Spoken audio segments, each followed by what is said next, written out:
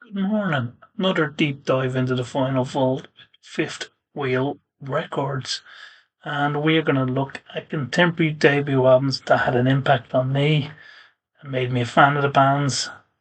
And probably a lot of people out there know these bands already, but we're going to have a look at their uh, debuts anyway. Now, when we talk about contemporary, it's contentious. Where do we set the parameters? Is it this year? Is it the last 5 years? Or the last 10 years? I'm going to go further back. I'm going to say anything from 2000 onwards is contemporary. So I don't know if the last 26 years counts as contemporary, but that's where we're going to go. We're going to start with Satan Satyr's Wild Beyond Belief.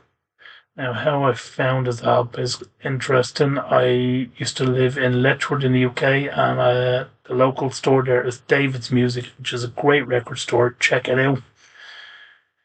And I was flicking through the racks, not really particularly looking for anything, and this had a sticker on it and it says, "This sounds as good as it looks." And I bought it on that recommendation, and I'm glad I did.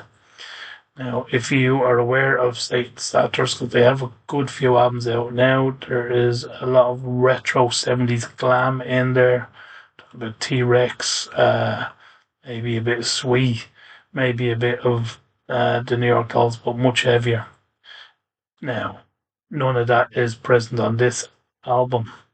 This is the most underconstructed, underproduced, loose, noisy garage rock you will ever come across, and all the better for it. Songs like Say the 69, Belly Dancers to Lie, Carnival of Souls, Electric Witch, Whipper, you know what you're getting. This is noisy as hell. When I heard Say the 69 for the first time, I could not believe it. I'd never heard anything like it.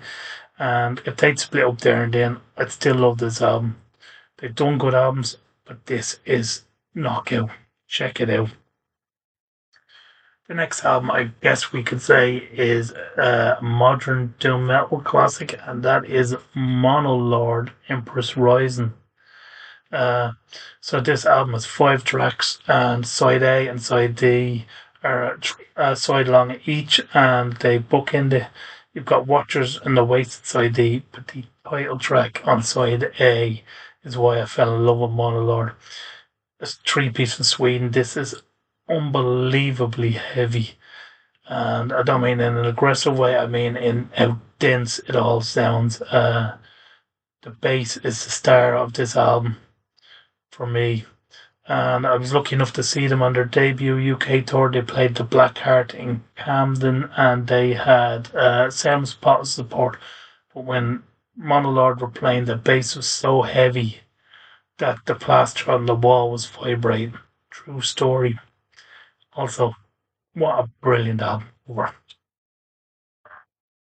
You can change track a little bit and look at Turtle Skill from Sydney in Australia. Uh, it may be a bit tenuous to call this their debut. They had a self-titled EP out before this. I've never seen a copy of it. I don't know anyone has a copy. I assume they all disappeared into Australian record collectors' collections.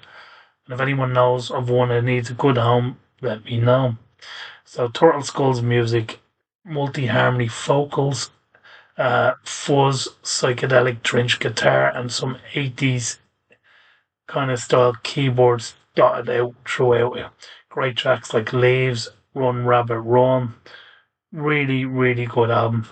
The band kind of not split but shattered after this, and 3/5 of the band are still band members are still under Rabbit Skull with a new lineup, and they have a second album out that's worth checking. But as a debut, this was a great calling card. Now we're going to finish with a band that was signed to Earache Records. Now, when we think of Earache Records, we think of Napalm Death, Carcass, really extreme. Not this. This is the Rival Sons debut EP. This is a final reissue because this initially came out as a free CD with Kerrang magazine. Not magazine I'd normally buy. I bought it because I liked the cover. Typical record collector. Oh, I like the cover. I'm gonna have it, and I'm glad I did. For me, if you're talking about pure rock and roll, they're probably the best rock and roll band in the world today. Jay Buchanan's vocals are up there with Robert Plant, Paul Rogers, Steve Murray. And if you know them, you know that's true. If you don't, check them out. You'll love them. They went on to do much better material than this, but as a debut EP, it definitely hooked me.